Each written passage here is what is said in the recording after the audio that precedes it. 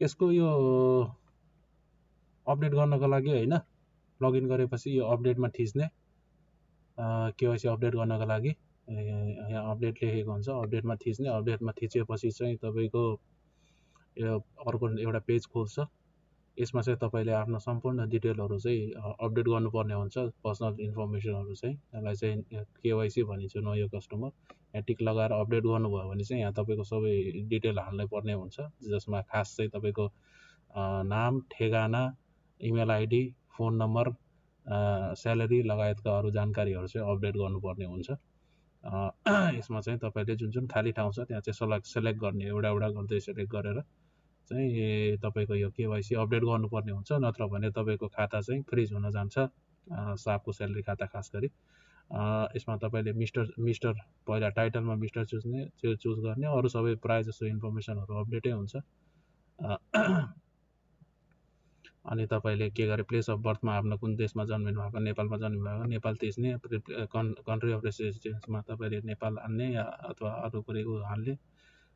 त्यसपछि चाहिँ आफ्नो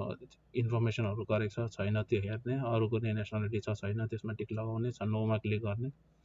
अनि इमेल आइडी हाल्ने तपाईको आफ्नो इमेल आइडी कुन इमेल आइडी चलाउनुहुन्छ त्यो इमेल आइडी हालिसकेपछि चाहिँ तपाईको होम टेलिफोन नम्बरमा आफ्नै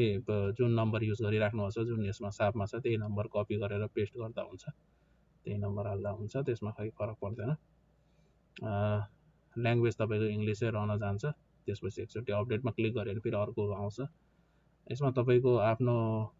एड्रेस हाल्नु पर्ने हुन्छ एउटा एड्रेस हुन्छ तपाईको यहाँ साउदीको नेशनल एड्रेस जुन कि तपाईले तवकालनामा सजिलै पाउन सक्नुहुन्छ अर्को हुन्छ एउटा तपाईको आफ्नो नेपालको ठेगाना त्यो चाहिँ भर्नुपर्ने हुन्छ है यसमा पहिला चाहिँ तपाईको यो रेसिडेन्शियल एड्रेस भनेको चाहिँ नेपालको एड्रेस हो सरी के गरे साउदीको एड्रेस हो यसमा साउदीको एड्रेस भन्नुपर्ने हुन्छ र एउटामा चाहिँ नेपालको एड्रेस भन्नुपर्ने हुन्छ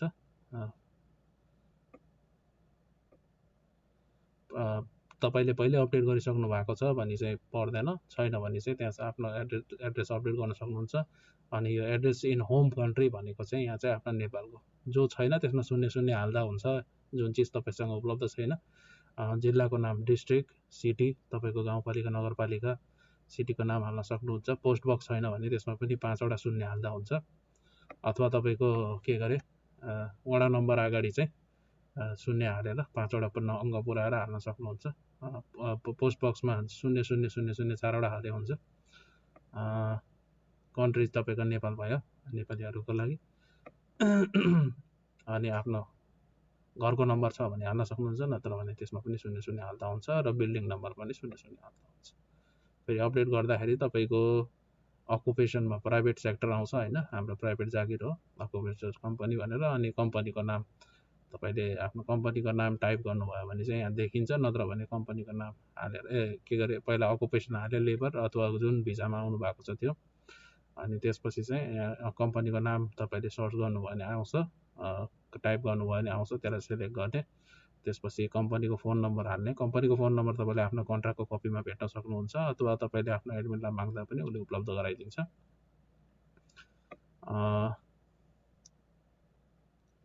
यो बाहेक एक्सटेन्सन छ भने एक्सटेन्सन हाल्ने कम्पनीको फोन नम्बरको छैन भने त्यो खाली छोड्दा हुन्छ त्यसमा केही समस्या हुँदैन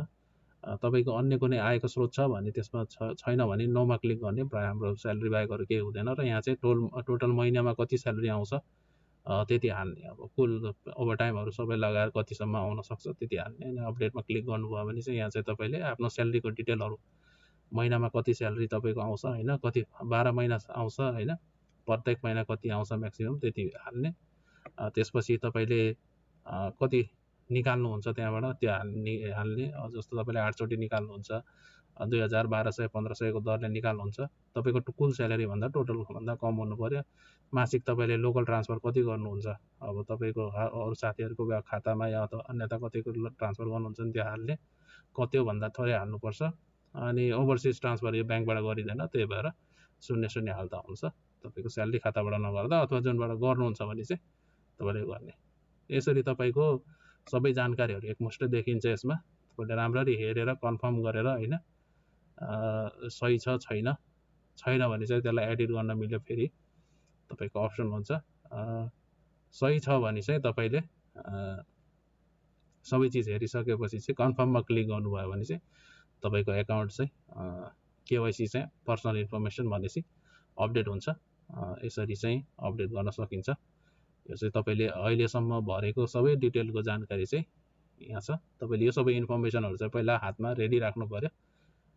यो जानकारीहरू चाहिँ इन्फर्मेसनहरू चाहिँ रेडी राख्नु पर्यो, अनि त्यसपछि चाहिँ तपाईँले डिटेल भरेर चाहिँ आफ्नो केवाइसी अपडेट गर्न सक्नुहुन्छ। यो साप मोबाइलको एपबाट चाहिँ अपडेट हुँदैन। तपाईँले चाहिँ केवल ब्राउजरबाट गर्न सक्नुहुन्छ। मोबाइलमा के गरे क्रोम ब्राउजर थ्रु अपडेट गर्न सक्नुहुन्छ। यो चाहिँ तपाईँको अपडेट भयो। धन्यवाद।